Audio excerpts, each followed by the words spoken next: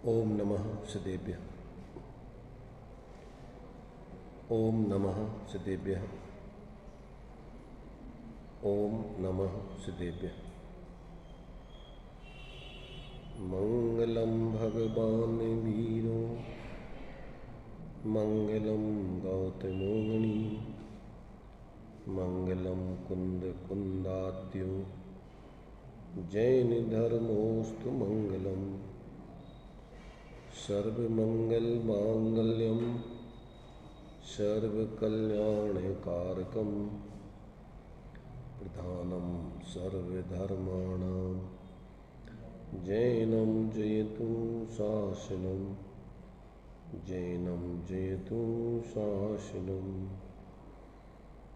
वंदितु सर्वसिद्धि ध्रुवमचलमणोवं गतिं पत्ते मुच्छामि समय पाहुण मृण्मोह सुध केवलीभणिदम्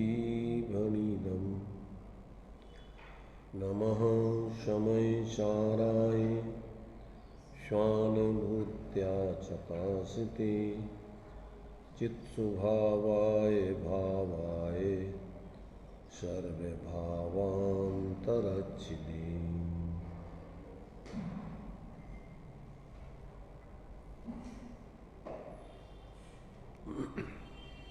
निर्जराधिकार में अपनी 193 नंबर की गाथा चली थी। उसमें द्रव्य निर्जरा का स्वरूप बताया गया था। आगे 194 नंबर की गाथा में भाव निर्जरा के स्वरूप को स्पष्ट किया गया है। इसके पहले आचार्य जयसेन स्वामी ने इस अधिकार की जानकारी देने के लिए संक्षेप में पहली सामूहिक पीठिका लिखी हुई है। उस पीठिका में इस पूरे अधिकार में किस गाथा में कौन कौन सा विषय आएगा उसका संक्षेप में थोड़ा दिग्दर्शन कराया है। उसको भी अपन पहले अपने ज्ञान में ले लें ताकि अपन को इस अधिकार में जो जो विषय चलेंगे उसका थोड़ा संक्षेप में पहले ज्ञान हो जाए। तो 380 पेज पर सामूहिक पीठिका लिखी हुई है इस अधिकार की। चूँकि कल जो 193 नंबर की गाथा चली थी उसके प्रारंभ में आचार्य जयसेन स्वामी ने पीठिका लिखी है। चूँकि अपन ने 193 नंबर की गाथा आचार्य अमृतचंद देव की आत्मख्याति और पंडित जयचंद जी का भावार्थ और आचार्य जयसेन स्वामी की तात्पर्य वृत्ति की गाथाएं सीधी सीधी ली थी ताकि वो विषय की लिंक अपनी व्यवस्थित बनी रहे। अब इस निर्जराधिकार में क्या विषय है जो भूमिका में दिया था, पहले इसको पढ़ के फिर आगे अपना 194 नंबर की गाथा में जो अब भाव निर्जरा का स्वरूप स्पष्ट किया है उसके बारे में अपन विचार करेंगे। देखिए, सबसे पहले तो इस निर्जराधिकार का विषय क्या चलेगा। वहाँ इस प्रकार होने पर श्रृंगार रहित पात्र के समान शुद्ध जीव स्वरूप से संबर रंग भूमि से निकल गया। अब वीतराग निर्विकल्प समाधि रूप शुद्ध उपयोग लक्षण वाली संबर पूर्वक निर्जरा रंगमंच पर प्रवेश करती है। एक पात्र रंगमंच से निकल गया, उसका स्वरूप समझा दिया गया। अब आगे रंगमंच पर निर्जरा तत्व प्रवेश करता है। वो कैसा है, माने कैसी है निर्जरा, तो वीतराग निर्विकल्प समाधि रूप शुद्ध उपयोग लक्षण वाली संबर पूर्वक निर्जरा। कहाँ से होती है निर्जरा? निर्विकल्प समाधि रूप शुद्ध उपयोग लक्षण वाली संबर पूर्वक निर्जरा। संबर भी निर्विकल्प समाधि रूप शुद्ध उपयोग में प्रकट होता है, और निर्जरा भी उसी निर्विकल्प वीतराग निर्विकल्प समाधि रूप में शुद्ध उपयोग पूर्वक निर्जरा भी क्रम से अब यहाँ पर प्रवेश कर रही है। अब उसमें क्या विशेषता आएगी संवर्ग से अतिरिक्त वो बताएंगे यहाँ पर। अब उसका जो है सबसे पहले उपभुज मिंदी ही अपन ने जो 193 नंबर की गाथा पढ़ी इत्यादि गाथा से प्रारंभ करके दंडकों को छोड़कर पाठ्यक्रम से 50 गाथा पर्यंत 6 स्थलों के द्वारा निर्जरा तत्व का व्याख्यान किया जाएगा। कितनी गाथाओं में? 50 गाथा पर्यंत और 6 अंतराधिकार इसमें लिए जाएंगे। तो बीच बीच में जो दंडक माने एक एक अंतराधिकार बनाया जाएगा, उसमें जो गाथाओं की संख्या दी गई है तो वो तो दंडकों की है, परंतु दंडकों को गौण करके यदि पूरे निर्जराधिकार की गाथाओं का विचार करेंगे तो 50 गाथाएं हो जाती। इन 50 गाथाओं में अपन ये निर्जरा तत्व को समझेंगे। अब उसमें जो छोटे छोटे अंतराधिकार हैं, उन अंतराधिकारों में क्या विषय है उसका स्पष्टीकरण। वहाँ द्रव्य निर्जरा, भाव निर्जरा एवं ज्ञान शक्ति व वैराग्य शक्ति का क्रम से व्याख्यान करते हैं। इस तरह पीठिका के रूप में प्रथम स्थल में 4 गाथाएं हैं। उसके बाद ज्ञान वैराग शक्ति का सामान्य व्याख्यान करने के लिए तो 4 गाथाओं में पहले तो अभी जो अपन प्रारंभ से 193 से लेकर के आगे 94, 95, 96 तक इन 4 गाथाओं में द्रव्य निर्जरा और भाव निर्जरा एवं ज्ञान शक्ति और वैराग्य शक्ति के स्वरूप को बताया जाएगा। तो अभी द्रव्य निर्जरा की चर्चा हो गई, भाव निर्जरा की आगे 194 नंबर की गाथा में चलेगी, फिर ज्ञान वैराग्य शक्ति का एक एक गाथा में स्वरूप बताएंगे। ऐसी 4 गाथा पर्यंत ये इन चीज़ों को यहाँ स्पष्ट करेंगे। फिर आगे क्या होगा कि सेवंतोपि न सेवदी इत्यादि द्वितीय स्थल में 5 गाथाएं होंगी। उसके बाद माने इसमें जो है क्या बतलाएंगे उसमें कि ज्ञानी सेवन करता हुआ भी सेवन नहीं करता है, अज्ञानी नहीं सेवन करता हुआ विषयों को और सेवक होता है। तो ऐसा उसका स्पष्टीकरण करने के लिए ये 5 गाथाएं हैं। उसके बाद उन्हीं ज्ञान वैराग्य शक्तियों के विशेष विवरण के लिए परमाणु मित्यम्पि इत्यादि तीसरे स्थल में 10 गाथा सूत्र हैं। काय के बताने के लिए उसी ज्ञान वैराग्य शक्ति का विशेष वर्णन करेंगे अब स्पष्ट। फिर मति श्रुत अवधि मनपर्यय तथा केवल ज्ञान, इन ज्ञानों का अभेद रूप से परमार्थ संज्ञक मुक्ति का कारणभूत जो परमात्म पद है, इन ज्ञानों का आधारभूत अभेद दृष्टि से विचार करने पर जो ज्ञान स्वरूप आत्मा है, ऐसा परमात्म पद इन मति श्रुत अवधि मन पर्याय केवल ज्ञान रूप विशेषों को गौण करो, क्योंकि पर्याय हैं, उनमें व्यापने वाला ज्ञान सामान्य गुण है और उस गुणों में व्यापने वाला द्रव्य है। ऐसा उसमें जो है कहते हैं क्या बताया जाएगा, मुक्ति का कारण ऐसा वो ज्ञान स्वरूप सामान्य आत्मा रूप परमात्म पद है। उस पद को जिसे अपने स्वासंवेदन ज्ञान गुण के द्वारा प्राप्त किया जाता है, उसका सामान्य व्याख्यान करने के लिए नाण गुणेन विहीना इत्यादि चौथे स्थल में 8 गाथा सूत्र हैं। उसके बाद उस ही ज्ञान गुण का विशेष विवरण देने के लिए राणी रागप जहो इत्यादि 5वें स्थल में 14 गाथाएं हैं। उसके बाद शुद्ध नय का आश्रय लेकर चिदानंद एक स्वभाव शुद्धात्म भावना का आश्रय करने के लिए निशंकादि 8 गुणों का कथन करने के लिए सम्मादिट्ठी जीवो इत्यादि 6वें स्थल में 9 गाथा सूत्र कहते हैं।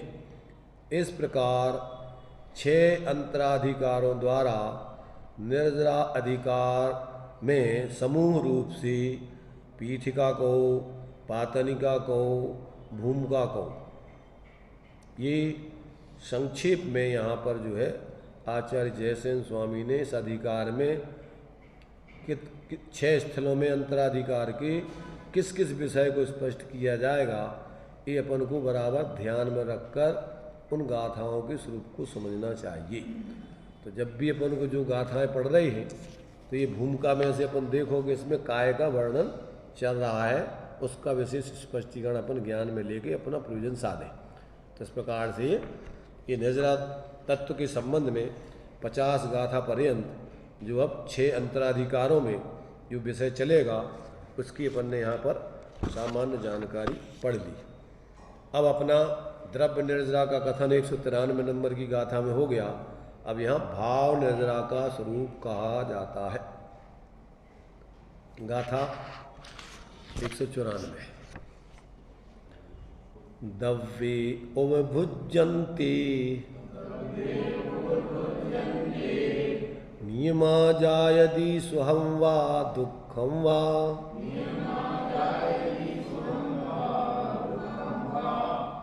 तं सुहे दुःखमुदीर्णं वेदति अध निज्जरं जाति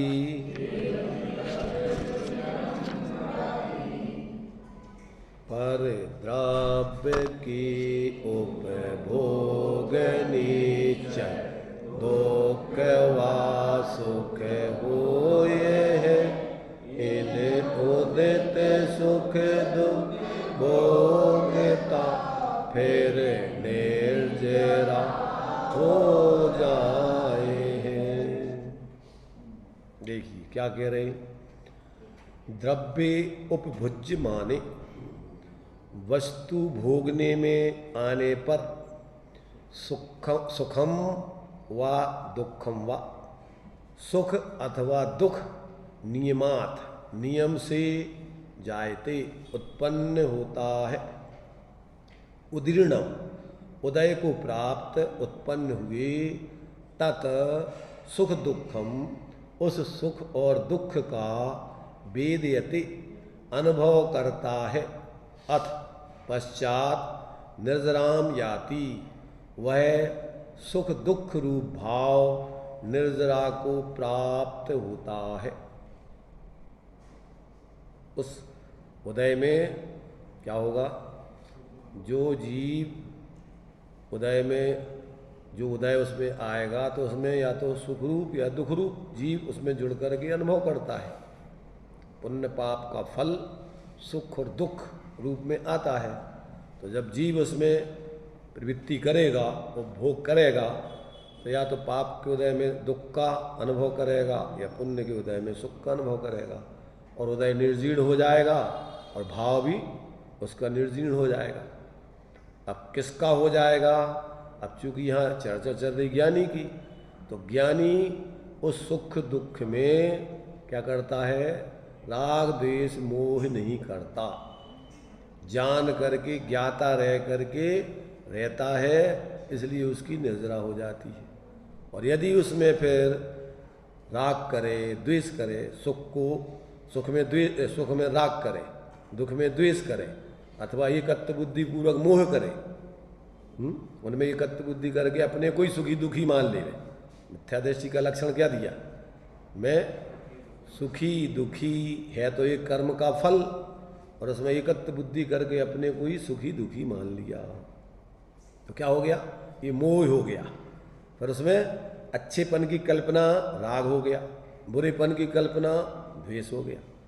अब अपन को देखना है कि अपन अपने को किस रूप अनुभव करते। ज्ञानी तो अपने को चिन्ह मूलत अनुभव करता है, उसका निरंतर काय में दृष्टि है, उसकी काय का अनुभव है, अपने को चिन्मूरत दृगधारी की मोहित लगत है अटापटी। बाहर पाप का उदय दुख आवे, पुण्य का उदय सुख आवे। बाहर नारकृत दुख दिखे तो भी अंतर सुख रस घटाघटी, और बाहर में रमे अनेक सुरनि संग प्रतिस परिणति से हटाहटी। पुण्य के उदय में भी रस नहीं, पाप के उदय में भी कोई उसमें आकुलता नहीं, किसी प्रकार का द्वेष नहीं। तो इन दोनों परिस्थितियों में अपने स्वभाव को ऊर्ध्व रख करके उसको अपना स्वरूप नहीं जानता, उसमें इष्ट अनिष्ट की कल्पना नहीं करता। इसलिए ज्ञानी के मोह नहीं होता, राग नहीं होता, द्वेष नहीं होता। उदय आया, आकर के खिर गया, आगे के लिए बंद नहीं हुआ। सीधी सादी सरल व्यवस्था है। जहाँ अपन ने उसमें जुड़ के क्या किया, मैं, पुण्य के उदय में मैं अमीर, मैं, जो भी अपन को पुण्य के उदय में जो जो भाव हो सकते हैं सब मद है। ये सब क्षयुप ज्ञान ज़्यादा है तो अपने को ज्ञानी, अपने को विशेष विद्वान। छडाला में यही सब कर्म के उदयजन्य भावों में एकत्व बुद्धि को मिथ्यात्व रूप में लिया। 8 कर्मों के उदय से जो परिस्थिति है उसमें एकत्व करना, उसका नाम मिथ्या दृष्टि है, उसका नाम अज्ञानी है। और अपने को इन सबसे पृथक चैतन्य स्वरूप जानना, देखना, अनुभवना, उसका नाम ज्ञानी है। जानता सबको है परंतु अपनापन काय में करता है, अपने स्वरूप में, अपने चैतन्य स्वभाव में। बस यही मैं हूँ, यही मैं था, यही मैं रहूँगा। क्यों कि सब परिस्थितियों में आत्मा अपने चैतन्य पने को, जीवत पने को नहीं छोड़ता है। सब में नौ तत्व गतत्व भी, अजीवों को जानते हुए भी जीव ही रहता है, आश्रव को जानते हुए भी जीव ही रहता है, बंध को जानते हुए भी जीव ही रहता है, संबर को जानते हुए भी जीव ही रहता है, नजरा को जानते हुए जीव ही रहता है, मोक्ष को जानते हुए भी जीव ही रहता है। क्यों कि जीवनादि अनंत है। और ये तो सब संयोग है, संयोगी भाव, ये सब आने जाने वाली चीज़ें हैं, मेहमान हैं। तो अब इन मेहमानों में मोह नहीं करना। अगर मेहमानों में मोह करोगे तो क्या होगा, ये तो रुकने वाले हैं नहीं, आने जाने वाले, दुखी होगे, परेशान होगे। इसलिए शाश्वत अपना जीवत्वपना आत्मा का जीव स्वरूप है। जब अपने शाश्वत स्वरूप में जब व्यक्ति अनुभव करके उससे जुड़कर अपने को स्वरूप अनुभव करता है तो ये सब नाटक दिखता है उसका, उसमें मूर्छित नहीं होता है, उससे अपना मूल्यांकन नहीं करता है। मान का मतलब ही है माप, मूल्यांकन। मान किसे कहते हैं, मान माने उससे मूल्यांकन करना उसका। अपन कोई भी चीज़ का मान करते ना, मान तो तोलते हैं उसको, तो काय से तोलना, अपने को किसी बाहर से नहीं तोलना, अपने को अपने से ही तोलना। अपन चेतन स्वरूप जीव थे, जीव हैं, जीव ही रहेंगे, अपन और कुछ नहीं हो सकते। तो दूसरों से अपना मूल्यांकन नहीं करना, दूसरों का भी नहीं करना, वे भी सब जीव ही हैं, भले भी वो अपने को नहीं जान रहे। इसलिए ज्ञानी तो कहते भैया अगर वो कुछ भी अदवा तदवा कर रहा है तो नशे में है, भूला है, मोह नींद में, अथवा नशे में है, मोह महावत, तो अपन उसको जान लो, उसके प्रति कोई दुर्भाव मत करो। क्योंकि अभी नशे में है, और नशा वाला व्यक्ति होश में नहीं रहता है, नींद वाला व्यक्ति होश में नहीं रहता है, और बुद्धि जिसकी खराब हो गई, पागल व्यक्ति होश में नहीं रहता है। ऐसे लोगों से अपन उलझो मत। अरे समझ, इस गाथा में यही बताया कि कर्म का उदय आता है, उसमें जुड़ने से नियम से सुख दुख क्या है, अनुभव में सुख दुख का उदय होता है तो उसका अनुभव सुख दुख रूप करता है जीव। पश्चात वो उदय निर्जलित हो जाता है। अब उसमें जीव क्या करता है, अज्ञानी जीव क्या करता है, ज्ञानी क्या करता है। अब देखिए खुलासा टीका में, पर द्रव्य भोगने में आने पर उसके निमित्त से जीव का सुख रूप अथवा दुख रूप भाव नियम से ही उदय होता है, अर्थात उत्पन्न होता है। क्योंकि वेदन साता और असाता इन दो प्रकारों का अतिक्रम नहीं करता, अर्थात वेदन दो प्रकार का ही है, साता रूप या असाता रूप। असाता रूप। जब उस सुखरूप अथवा दुखरूप भाव का वेदन होता है तब मिथ्या दृष्टि को रागादि भावों के सद्भाव के कारण बंध का निमित्त होकर वह भाव निर्जरा को प्राप्त होता है। निर्जरा को प्राप्त होता हुआ भी वास्तव में निर्जरित नहीं ना होता हुआ बंद ही होता है, ऐसा जानना चाहिए। क्यों कि जैसे मान लीजिए तुम्हारी कोई उधारी है और तुमने जो है उसकी उधारी चुकाई। कभी कभी क्या करते हैं, चालाक लोग ऐसे ही करते हैं, बल्कि वो उल्टा करते हैं। पुरानी चालाक, वैसे पुराने पैसे अपन को 1 लाख देना है। अब पहले साहूकार से या दुकानदार से कि भैया यार हमारी बच्ची की या बच्चे की शादी आने वाली है, तो कुछ जो है हमारे लिए जो है उधार दे दोगे आप? कि भैया तुमने पहले के तो चुकाए नहीं, पहले के पैसे हम चुका देंगे ब्याज के साथ, ठीक है ले जाना, इसमें क्या है। तो क्या किया कि पहले के पैसे उसने चुका दिए 1 लाख रुपये। अब बच्ची की शादी आई तो उसमें उसने 1.5 लाख 2 लाख का उधार ले लिया।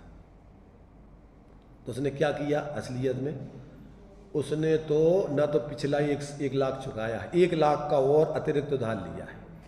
अब वो अगर ऐसा कहता कि भैया हम अभी तो पूरे नहीं, अभी 1 लाख और उधार करना पड़ेंगे, तो हम नहीं देंगे, पुराना तो चुकाया नहीं और अभी फिर हम तुम्हें उधार करेंगे, पहले हमारा पुराना तुमने दिया नहीं, हम नहीं देंगे। तो वो क्या करेगा कि भैया पुराना ले लो, तुम कितना है तुम्हारा लगाओ साहब, ये है 1 लाख रुपया, ये ले, ठीक अब तो दे दोगे ना, आप ले जाना, कितने का चाहिए ले जाओ। तो क्या हुआ, ये उसने वो चुकाई है उधारी को और ऋण ज़्यादा कर लिया। तो मिथ्या दृष्टि क्या करता है कि पूर्व कर्म का उदय तो आता है कम और कसाय कर लेता है, मोह कर लेता है ज़्यादा, तो क्या होता है कि और ज़्यादा कर्मों का आश्रय बंद होता है। सम्यक दृष्टि ऐसा नहीं करता। तो ये देखो यहाँ पर यही बताया कि मिथ्या दृष्टि तो अपने राग द्वेष आदि मोह आदि भावों से क्या करता है कि उसके कारण से जो निर्जरा को प्राप्त कर्म हुआ था, तो उसमें तो कहते वो निर्जरित ना होता हुआ बंद ही होता है। क्यों होता है? क्योंकि वो पुराना तो हुआ निर्जरित, परंतु नया तो उससे ज़्यादा उसमें जोड़ करके मान लिया, तो वो निर्जरित हुआ कहाँ? इसलिए कहते वो तो वास्तव में उसकी निर्जरा होती नहीं। इसलिए मिथ्या दृष्टि की जो सभी पाक निर्जरा है और जो अकाम निर्जरा है वो मोक्ष मार्ग में कोई काम की नहीं। क्यों? उदय में आकर दृष्टांत कल पढ़ा था अपन ने, गज स्नान वत। मिथ्या दृष्टि का निर्जरा कैसी है? गज स्नान वत। गज स्नान माने नहाया, उससे ज़्यादा शरीर के गीलीपन से और धूल ज़्यादा चिपका ली और गंदगी ज़्यादा कर ली। ऐसे ही मिथ्या दृष्टि उदय आया कम और परिणाम बिगाड़ लिए ज़्यादा, और उसमें एकत्व बुद्धि पूर्वक करता है, तो फिर उसमें निरंतर उसमें एकत्व बुद्धि करके रात दिन उसी का अनुभव करता रहता है। अगर मान लीजिए बाहर में उसने कल्पना कर रखी कि हम अमीर बन गए, पैसे उसके पहले गरीब था, परशुराम परसा था, पर परशु बन गया, पर परशुराम जी बन गया। धन के 3 नाम, परशु परसा। जब वो पैसे नहीं, हे परशु इधर आ, हे परशु, तो आदमी भी उससे ऐसी व्यवहार, वो भी समझता है अपन गरीब है, थोड़ा पैसा विशेष हो गया, थोड़ा होगा मध्यम, तो परसा बोलने लगे, परसा जी। और जब विशेष पैसा हो गया, परशुराम जी पधार रहे हैं, माला डलेगी उनको मंच पर बुला करके, तो ये किसकी कीमत है? उसकी, धन के नाम है ये। किसकी कीमत हो रही? उसकी कीमत नहीं, वो तो पहले ही वो ही था, आज भी वो ही है, परंतु अब पैसा विशेष हो गया तो वो भी अपने को मानने लगा। यही मिथ्या दृष्टियों का लक्षण है। अब पाप का उदय आ गया, पहले परशुराम जी थे, अब रोडपति हो गए तो परशु हो गए। कितनी देर लगती है परशुराम जी को परशु बनने में? है करोड़पति को रोडपति बनने में कितनी देर लगती है? एक अक्षर निकाल दो का, तो क्या बन जाएगा वो? करोड़, तो का निकाल दो रोडपति। एक क्षण में पाप का उदय आता है और करोड़पति रोड पे खड़ा हो जाता है। अपन देखते हैं 24 घंटे भूकंप आ जाते हैं, सारी जमीन तहस नहस हो जाती हैं और सब खड़े हो जाते रोड पर। गवर्नमेंट तंबू लगा करके उनको पैकेट भेजती है, बाढ़ आ गई, कुछ भी स्थिति बन गई, सब बह गया, तहस नहस हो गया, तो क्या है, सब रोड पे हो गए खड़े। तो बाहर में कुछ दम नहीं है, अंदर में जब तक अपने उस शाश्वत तत्व से नहीं जुड़ेंगे तब तक जीवन में अपने एक रूपता, सहजता, सुख, शांति, निराकुलता कभी आती नहीं किसी को भी। ये बात शाश्वत है, सभी जीवों के लिए है। ये सब मतमतांतर तो सब काल्पनिक है। धर्म सबके लिए वस्तु स्वभाव रूप है। जब तक अपन उससे जुड़ के और अपनी परिणति में वो समीचीनता नहीं आती, सम्यक्त माने समीचीनता, सहजता, स्वाधीनता, तब तक सब अज्ञानता में परेशान है।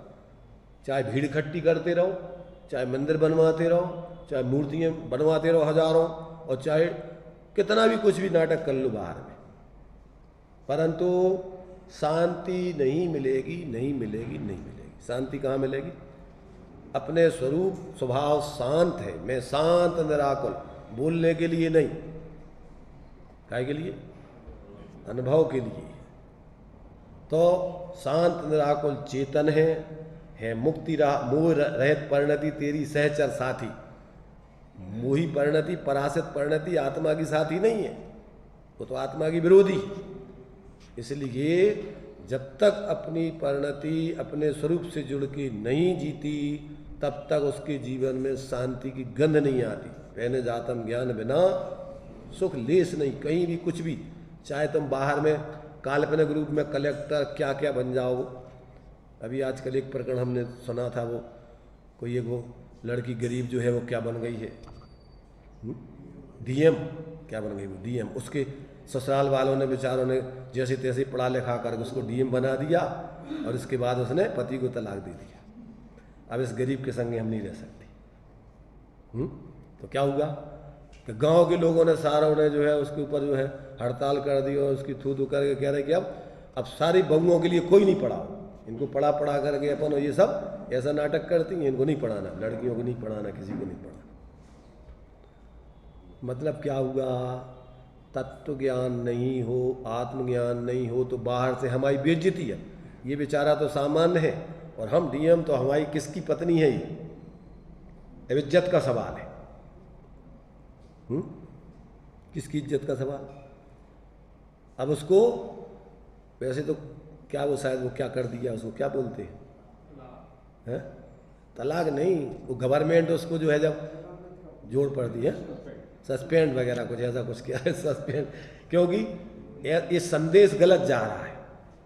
इस प्रकार से समाज में, देश में, लोगों में ये संदेश गलत जा रहा है कि अगर तुम्हारे लिए ऊंचा पढ़ाई लिखाई करा दी तो इसका मतलब तुम परिवार के प्रति दुर्भाव करने लगो, अपने साथी पति के लिए छोड़ दो। अरे और तुम्हारे लिए बहुमान आने चाहिए था, इनने देखो हमारे लिए पढ़ा लिखा कर इतना अपने बहुमान करके किया है तो अपन और विनम्र बने, तब तो उसकी कीमत होती कि देखो इतने बड़े पद पर रह गए, देखो इसकी विनम्रता, सहजता नहीं छूटी।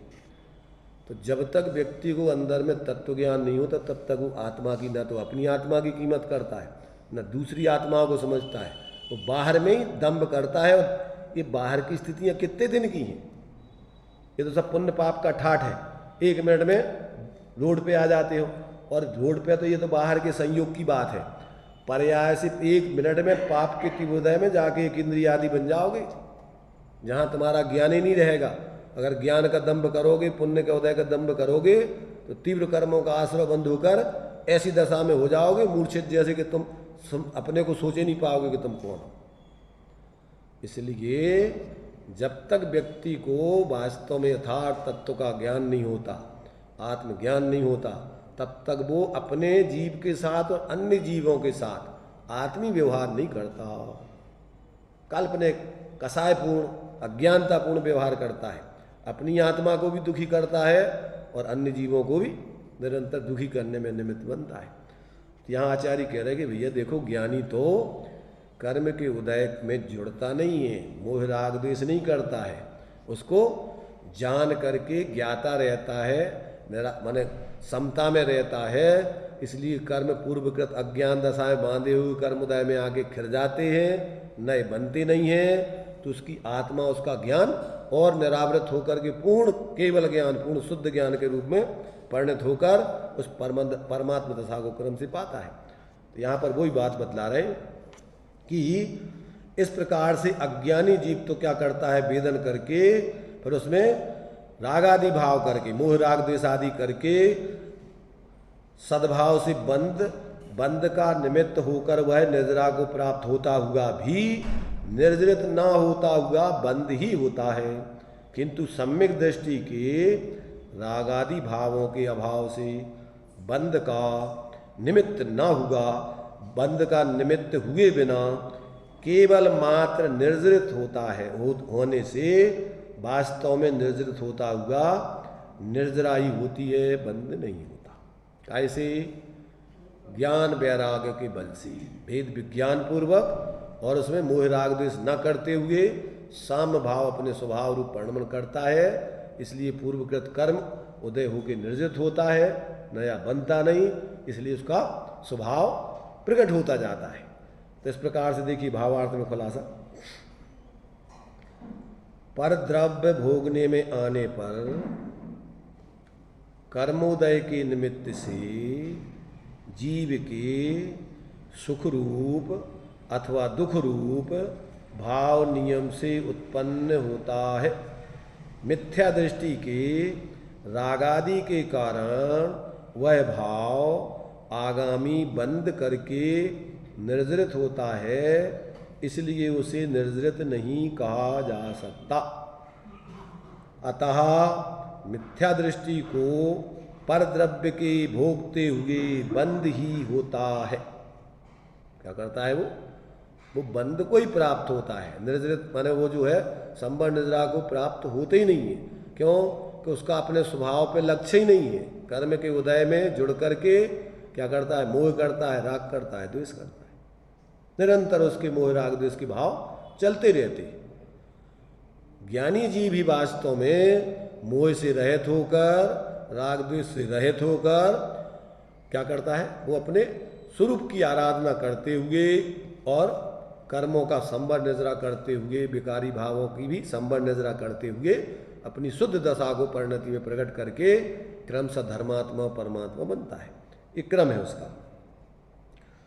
तो यहाँ पर सम्यक दृष्टि के रागादिक न होने से आगामी बंद किए बिना ही वह भाव निर्जरित हो जाता है, इसलिए उसे निर्जरित कहा है।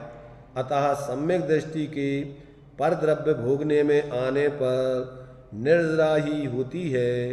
इस प्रकार सम्यक दृष्टि के भाव निर्जरा होती है। देखो, पर द्रव्यों का भोगना ये तो उपचार का कथन है। क्या का कथन है? पर द्रव्यों का भोग तो होता ही नहीं है। पर द्रव्य को लक्ष्य करके जीव कल्पना करता है। क्या करता है? कोई भी पर द्रव्य हो, चाहे चेतन अचेतन जो भी हो, जीव सिर्फ कल्पना करता है मिथ्या। जैसे मान लीजिए मकान है, मकान को तुम क्या भोगोगे बताओ? अजीब को जीव कैसे भोगेगा? कोई पंचतंत्री के विषय सब अजीब है, उनको कैसे भोगोगे? और दूसरे जीव हैं तो उनको तुम कैसे भोगोगे? एक वस्तु को दूसरी वस्तु ग्रहण कर सकती क्या? क्या करता है वो? ऐसा मानता है मिथ्यात्म भ्रम से, मेरा मकान नहीं, मैं ही मकान बन गया। जैसे वो भैंस दृष्टांत दिया ना, ध्येयाविष्ट पुरुष, ध्यानाविष्ट पुरुष और भूताविष्ट पुरुष, दो दृष्टांत दिए। गेयों में एकत्व बुद्धि करके भूत बन गया। गेयों में एकत्व, अपने को उसी रूप मानता है। तो वो ध्यानाविष्ट पुरुष का गे ज्ञायक संकर दोष में दिया है कि गे को और ज्ञान को एक मान करके मानो मैं भैंस ही बन गया। वो दृष्टांत दिया ना, किसी अज्ञानी गुरु के द्वारा ध्यान करने की विधि बताई तो कहे कि हम कैसे करें? तो उन्होंने कहा अपने पहले तुम्हें कौन सी चीज़ पसंद है? कि हम भैंस पसंद है, तो अपने को भैंस का ध्यान करो। तो मेरी भैंस, मैं भैंस। अब उसके बड़े बड़े सींग हो गए शरीर। अब ये अपन क्या करते? धन संपत्ति, रुपया, परिवार, गाड़ी घोड़ा तुम्हारे में घुस गया क्या है? परंतु अपन को कैसा लगता है? गाड़ी आ गई तो ऐसा लगता है जैसे हम चौड़े हो गए। चलाने वाला होता ना, जो चलाने वाला भी अलग होती क्वालिटी उसकी। जब ये जो है क्या नाम है इसका, क्या नाम, अपूर्व, जब ये बुलेट पे बैठता है तो अलग इसकी बैठने की स्टाइल होती है, और जब छोटी गाड़ी में बैठता है तो अलग तरीके से बैठता है। बुलेट पे बैठता है तो थोड़ा चौड़ा होके धम धम धम धम चलती है वो गाड़ी। इसी से वो टकरा गया वो। अब इसने हाथ पैर टोली, अभी नई गाड़ी आई थी, और इसने अपने पैर तोड़ लिए है। कैसे? अब वो गाड़ी में अपने गाड़ी बन गया, उसको ध्यान ही दिया कि गाड़ी चौड़ी है, और अपन अब कहाँ से किससे टकरा रहे, दूसरे ने टकरा दी, क्या कर दिया तो वो जाना। परंतु ऐसा भाव भी अंदर में लगता है कि हम कोई विशेष हो गया। क्या है? कल्पना ही तो है। वो गाड़ी तुम हो नहीं सकते, गाड़ी तुम्हारे में आ नहीं सकती, पर ऐसा व्यक्ति 24 घंटे, देखो सब चीज़ों में शादी हो जाती है तो शादी में क्या हो गया, शादी में एक दूसरे में घुस गए कोई, क्या और क्या हो गया। अब जिंदगी भर अपनी चाल ढाल बोल चाल बिल्कुल उसी हिसाब से। क्या है? देखो व्यवहारिकता की व्यवस्था से ज्ञानपूर्वक जीना अलग है, पर बिल्कुल उसी रूप अनुभव करना अपने को, ये अलग है। सम्यक दृष्टियों की भी शादी होती है। सम्यक दृष्टि पति पत्नी भी सम्यक दृष्टि हो सकती है, पति भी हो सकते हैं, पर उनमें एकत्व बुद्धि नहीं होती अपने उस शरीर में और पति पत्नी पने में। जानते हैं कि व्यवहारिक व्यवस्था है, निचली भूमिका में अपन एक दूसरे के सहयोग करने के लिए जी रहे हैं, क्योंकि संसार में जब तक रहना है तो परस्पर उपग्रो, एक दूसरे के संयोग के बिना अपन यहाँ कुछ कर नहीं सकते। तो वो जानते हैं दोनों क्या वास्तव में अपना व्यवहारिक व्यवस्था के लिए शादी औपचारिक व्यवस्था है, क्योंकि लोक में ये नहीं हो तो पशुओं जैसा जीवन होगा। इसलिए एक व्यवस्था के अंतर्गत समझना अलग, और उसमें एकत्व बुद्धि पूर्वक करके बिल्कुल अपने को, और वो भी बिल्कुल दम जो मिथ्या दृष्टि होते ना, और जिसके पुण्य का उदय है। जैसे मान लीजिए पत्नी का घर परिवार मायका पैसे वाला है और पति का गरीब है, तो पत्नी थोड़ी अलग अकड़ दिखाएगी, अपनी दबा के रखेगी पति। होता है ऐसा कि नहीं होता? और पति अगर मान लीजिए पत्नी गरीब उसकी है तो थोड़ी उसको ऐसा दिखाएगा कि अरे भाई तुम्हें हम एहसान किया हमने तुम्हारे संग शादी करके, अब तुम हमारी ऋणी हो, इसलिए हमारे हिसाब से चलो तुम। अरे ये तो उदय के नाटक हैं, बाहर के संयोग हुए, शरीर आदि ये सब उदय से है। ये स्त्री पुरुष भी उपचार का है। वास्तव में तो जीव न स्त्री बनता है न पुरुष बनता है, तो शरीर का एक कुछ दिन का नाटक है। आज तुम स्त्री हो, कल अपन बोलते ना, क्या बोलते हैं, तुम पत्नी थे, पत्नी से भगनी बन गए, माता बन गए, रिश्ते कितने किए, 18 नातों की कहानी है ये, कई भाव की। रिश्ते करते रहे हम, बदलते रहे, ना ठिकाना रहा, कितने रिश्ते किए आज तक। तो ये जब तक अंदर में अपन को अपने स्वरूप से जुड़ करके और आत्मा की अनुभूति पूर्वक मिथ्यात्व का नाश नहीं होता, तब तक ये मिथ्यात्व के परिणाम कोई दूर कर नहीं सकता है, कोई व्यवस्था नहीं है। कितना भी आप किसी से कहो कि ऐसा नहीं करना, ऐसा नहीं करना, छोड़ देगा वो। क्यों कि सम्यक्त के बिना मिथ्यात्व के परिणाम कैसे छूटेंगे? दो ही तो गुण का परिणमन हुए बगैर रहता नहीं, और जब वो सम्यक्त रूप परिणमन नहीं कर रहा है तो काय रूप परिणमन करेगा? कोई झूठी कल्पना से थोड़ी कोई सम्यक्त रूप परिणमन करा सकता है। जब तक वो अपने को स्वरूप का अनुभव करके उसकी प्रतीति नहीं करेगा, तब तक उसके मिथ्यात्व को भगवान भी दूर नहीं कर सकते। उपाय एक ही है, भगवान से जुड़े रहने से काम नहीं चलेगा। जुड़े रहने से मतलब उनकी बाहर में भक्ति पूजा जी कर, वो आपका जब सच्चे अर्थों में भक्ति पूजा है, जब तुम्हें कोई उपलब्धि हो जाए तो उनके प्रति बहुमान आएगा कि आपने ये हमें स्वरूप नहीं बताया होता तो हमारी क्या दशा होती, तब वो सच्चा बहुमान आता है। और अभी तो ऐसा लगता है जैसे अपन इनसे जुड़े रहेंगे तो अपनी महत्ता है। उनसे जुड़े रहने से अपनी महत्ता नहीं है, अपने से जुड़ने से अपनी महत्ता आती है।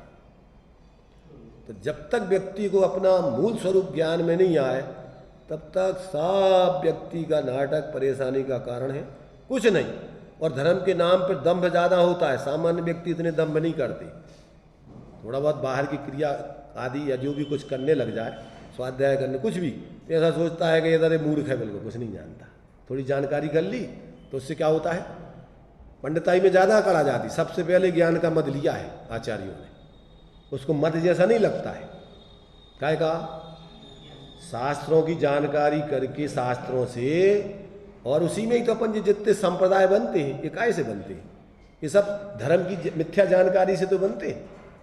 धर्म के नाम पर अपन ने अपनी अपनी कल्पनाएं कर ली, 13 पंथी 20 पंथी, निश्चय व्यवहार श्वेतांबर दिगंबर, हिंदू मुसलमान, ये सब क्या है? ये सब काल्पनिक ही जो है तुम्हारे लिए भर दिया गया उल्टा। हो तो सब जीव चेतन स्वरूप, और कुछ नहीं, न थे न हो सकते हो, और तुम्हें क्या भर दिया? तुम मुसलमान हो कट्टर, तुम 13पंथी हो कट्टर, तुम 20पंथी हो कट्टर, भगवान को तुम्हें यही चढ़ाना है, इसी से अपने भगवान की पहचान है और अपनी पहचान है। तुम श्वेतांबर हो, श्वेतांबरों में भी तुम कौन से श्वेतांबर हो? स्थानकवासी हो कि मूर्ति पूजक हो? कितने कितने प्रकार के मिथ्यात्व के रूप है सब। कपड़ों में भी उनमें एक सफेद कपड़ा, स्वच्छ कपड़ा पहनते हैं, एक मैले कपड़ा पहनते हैं, गूगल कपड़ा, एक चौकोर पट्टी लगाते हैं, गोल पट्टी लगाते हैं, अलग अलग पहचान है सबकी। अपनी भी अलग अलग पहचान होती जाती ना, नहीं होती जाती? अलग अलग प्रकार से अपन को अपन बताना है तो क्या करना है? अपन को जय जिनेन्द्र की जगह पर क्या लिखना? मुमुक्षु हैं तो शुद्धात्म सत्कार। जय जिनेन्द्र लिख दोगे तो मिथ्या दृष्टि बन जाओगे। मुमुक्षुओं की पहचान है ना ये, तो शुद्धात्म सत्कार। तो शब्दों में करना शुद्धात्म सत्कार के अनुभव में करना, और बाहर में तो व्यवहार जैसा चलता है व्यवहार ही चलता है, उसमें क्या न मिथ्यात्व होता। कोई कह देगा जी हमारी पत्नी है, हम इनके पति हैं, तो मिथ्यात्व हो गया क्या? भाई लोक में तो जो है वो नहीं कहोगे तो तुम यहाँ पागल हो जाओगे। इसलिए कुछ ऐसी कल्पनाएं अपन ने कर रखी हैं कि जिससे अपना अलग अस्तित्व दिखने चाहिए सबसे अलग, और जबकि अपन अलग हो ही नहीं सकते। तुम प्रकृति से अलग नहीं हो सकते, इस लोक से अलग नहीं जा सकते। और तुम सब आत्माओं का जो स्वभाव है उस स्वभाव को बदल नहीं सकते। सभी का मूल स्वरूप एक ही जैसा है। ये तो कल्पना है मिथ्यात्व की। तो मिथ्यात्व की कल्पना में तुम विशेष दिख सकते हो, पर सम्यक में तो अपने को भी जीव जानोगे और सबको भी जीव रूप में देखोगे, और उनसे फिर क्या करोगे? मैत्री भाव जगत में उसका सब जीवों से नित्य रहे। फिर ये नहीं है कि जी हम आयो जी तुम आयो जी अच्छे हो जी बड़े, अरे ये तो क्षणिक कल्पना है मिथ्या। आत्मा वास्तव में आत्मा है, अनादिकाल से अनंत काल तक आत्मा ही रहेगा। अब उसको नहीं जान के जो तुम मान रहे हो तुम्हारा मिथ्यात्व है, अज्ञान है, और यही तो संसार का कारण है। इसमें क्या दम है? अपने को और दूसरों को जीव नहीं जान के, उसके साथ जीव जैसा व्यवहार नहीं करके, और क्या करना? कल्पना व्यवहार करना। देखो व्यवहार में आप लौकिक दृष्टि से जो भी अपन को एक व्यवहारिक व्यवस्था है वो व्यवस्था अलग है। जैसे लोक में पिताजी हैं, माताजी हैं, पति हैं, पत्नी हैं, बड़े भाई हैं, छोटे भाई हैं, तो ये लोक व्यवस्था है। पर अंदर में क्या समझना कि सब जीव हैं, अंदर से हम में इनमें कोई अंतर नहीं है। तो लौकिक दृष्टि से आप दूसरों का बहुमान आदि करते हुए भी अंदर में दीनहीन नहीं बनोगे। अपने से बड़ों का बहुमान करने से तुम दीनताहीनता नहीं हो जाती। ये लोक व्यवस्था है। इससे और लोक में एक व्यवस्था संतुलित तरीके से बनी रहती। अब यदि नहीं इसको करोगे तो लोक में व्यवस्था ही नहीं बनेगी। कौन अधिकारी, कौन अध्यक्ष, कौन मंत्री, हमें क्या लेना देना? हम भी जीव हैं, तुम भी जीव हो, काहे की तुम्हारी भी आत्मा ने हो। इसलिए ऐसा उल्टा अर्थ नहीं ग्रहण करना इसका। ये तो अपन को अंदर में अपने को जैसा स्वरूप है उसको उस रूप जानकर मानकर अनुभव करना। लोक में जैसी व्यवस्था है उस लोक व्यवस्था के आधार पर अपन को विवेक पूर्वक प्रवृत्ति करना। टोडेमल जी ने लिखा है कि वो जो है सम्यक दृष्टि है और गरीब है और किसी के यहाँ पैसे वालों के यहाँ नौकरी करता है, तो अब उसका बहुमान करेगा कि नहीं करेगा? करेगा कि नहीं करेगा? कि भैया हम तो सम्यक दृष्टि हो, ये मिथ्या दृष्टि है, हम इसका बहुमान कैसे करें? और बहुमान करेंगे तो मिथ्यात्व हो जाएगा कि नहीं हो जाएगा? अरे ये लोक व्यवस्था है। लोक व्यवस्था के हिसाब से कर रहे हैं कि भैया ये व्यवहार से हमारे उपकारी है, हमें आजीविका दी है, तो इनकी विनय करना, इनके हिसाब से चलना ये हमारा कर्तव्य है। अंदर में तुम जीव हो तो तुम अपने जीव को अनुभव करते हुए और राग द्वेष का अभाव करके बीतराग अंदर में अनुभव करो ना। उसको कौन मना कर गया? जब तक तुम्हारी ऊंचाई नहीं, और जब तुम इतने ऊंचे हो जाओगे तो तुम्हें किसकी नौकरी करना? जब निचली भूमिका है, अभी तुम्हारे पास बाहर में व्यवस्थाएं, तो ये लोक व्यवस्था अलग चीज है। इसलिए अपन को लोक, सामाजिक व्यवस्थाएं, राज्य व्यवस्थाएं, धार्मिक व्यवहारिक व्यवस्थाएं, ये सब व्यवहारिकता की व्यवहार है। जहाँ अपन को भगवान की मूर्ति आदि का जो भी विधि होती व्यवहार से वो सब करेंगे, क्योंकि एक भी व्यवस्था है। मंदिर में मूर्ति की वितरागता बरकरार रखने के लिए अपन को उसकी जो पूजा पाठ जो भी व्यवहार में होता वो सब, पर अंदर में वेद विज्ञान पूर्वक अंदर में अपने स्वरूप से जुड़ करके अपनी आराधना ज्यों की त्यों करते रहेंगे। उसमें किसी प्रकार का मिलाप नहीं करेंगे कि ये लोक व्यवस्था अलग है और अंदर में अपनी स्वरूप आराधना की व्यवस्था अलग। तो इस प्रकार से यहाँ ज्ञानी जीव कर्म के उदय में सुख दुख माने जो भी परद्रव्य का भोग, परद्रव्यों को भोगने में जब आता है व्यवहार से, तो उसमें सुख दुख का अनुभव होता है। सुख दुख का अनुभव जानकर उसमें मोह राग द्वेष नहीं करता ज्ञानी, इसलिए कर्म का उदय निर्जृत होता है, आगे का बंध नहीं होता है। और मिथ्या दृष्टि क्या करता है, उसमें मूर्छित होकर एकत्व ममत्व आदि करके राग द्वेष आदि करता है, इसलिए नए कर्मों का बंध करता है। इतना इसमें कि भाव माने भाव निर्जरा माने अपने विकारी भावों का अभाव और कर्म के जो स्थिति अनुभाग आदि अनुभव कराने वो उसका भी अभाव होकर के आगे के लिए बनते नहीं हैं। ऐसा जो है इस गाथा में स्पष्टीकरण दिया है। अब आगे जो है उसी गाथा आगे की गाथाओं से संबंधित ये जो है श्लोक है और अभी तात्पर्य वृत्ति टीका भी है, परंतु अभी अपना टाइम हो गया है, इसलिए अपन यहीं विराम लेते हैं।